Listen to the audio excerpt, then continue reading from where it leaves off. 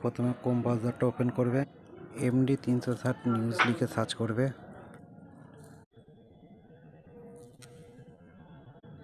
Search করার বাদে প্রথমে যে অপশানটা আসবে ওখানে হাত দেবে। এখানে সার্চ বারে এসে 2002 সাল সার্চ করবে।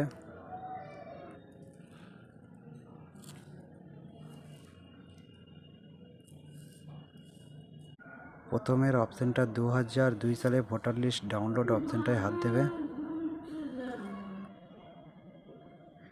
একটু নিচে দিয়ে যাবে, নিচে দিয়ে যাওয়ার বাদে এখানে সমস্ত ডিস্ট্রিক্ট চলে আসবে।